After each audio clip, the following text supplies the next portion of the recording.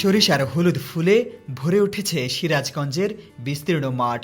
শীত মৌসুমের শুরুতে এসব সরিষা ক্ষেতে স্থাপন করা হয়েছে মৌচাষীদের মধু সংগ্রহের বক্স। ফলে পুরো এলাকায় এখন মধু উৎপাদনকে ঘিরে বাড়ছে কর্মব্যস্ততা। সরিষা চাষের দিক থেকে দেশের শীর্ষে সিরাজগঞ্জ জেলা হওয়ায় প্রতি বছরই মৌচাষীদের কাছে অন্যতম গুরুত্বপূর্ণ এলাকায় পরিণত হয় এ অঞ্চল। এবার জেলায় ৯০,৫৫০ হেক্টর জমিতে সরিষা আবাদ করা হয়েছে। এই জমিগুলো থেকে ৪০৪ মেট্রিক টন মধু সংগ্রহের লক্ষ্যমাত্রা ধরা হয়েছে। এর মধ্যে উল্লাপাড়া উপজেলায় সবচেয়ে বেশি ২৪,৫০৫ হেক্টর জমিতে সরিষা আবাদ করা হয়েছে। এ থেকে প্রায় ১৯৬ মেট্রিক টন সরিষার মধু উৎপাদনের লক্ষ্যমাত্রা নির্ধারণ করা হয়েছে। সরিষা গাছে ফুল ফোটার সঙ্গে সঙ্গে দেশের বিভিন্ন জেলা থেকে মৌচাষীরা মধু সংগ্রহের জন্য এ জেলার বিভিন্ন উপজেলায় এসে তাদের মৌবক্স স্থাপন করে থাকেন। গত এক সপ্তাহে জেলার বিভিন্ন উপজেলায় শতাধিক মৌ খামারিরা জেলার বিভিন্ন এলাকায় মধু সংগ্রহের জন্য লক্ষাধিক বক্স স্থাপন করেছেন।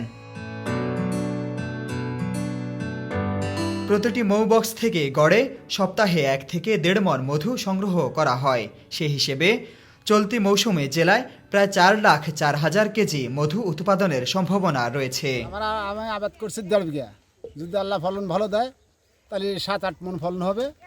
আর যদি আল্লাহ বিক্রি করবে তা ঠিকমতো আবার ঠিকমতো যদি আমি তুলতে বেড়াতে পারি তাহলে মনে হয় যে ২,৫০০-৩,০০০ টাকা মন বেচতে পারি।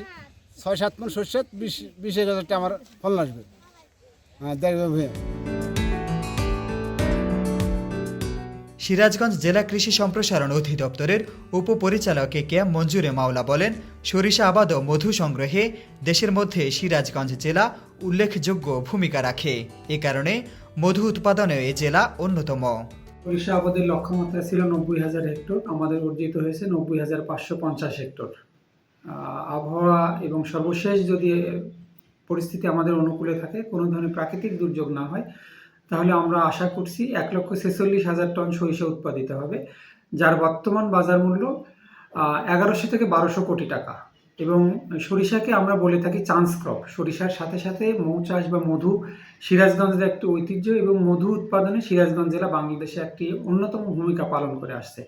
আমাদের এবছর মধু উৎপাদনের লক্ষ্যমাত্রা ৪,০৪,০০০ কেজি। ইতিমধ্যে আমাদের ২ লক্ষ কেজি মধু উৎপাদিত হয়েছে এবং আমাদের মৌচাষী ভাইয়েরা যারা এসেছেন তাদেরকে আমাদের কৃষি সম্প্রসারণ দপ্তর থেকে বিভিন্ন ধরনের সহযোগিতা দিয়ে যাচ্ছি। আমরা তাদেরকে তাদের নিরাপদ যেভাবে তারা যাতে মধু সংগ্রহ করতে পারে এই বিষয়ে আমরা সহযোগিতা দিয়ে যাচ্ছি। নিউজ ডেস্ক, জয় দিন।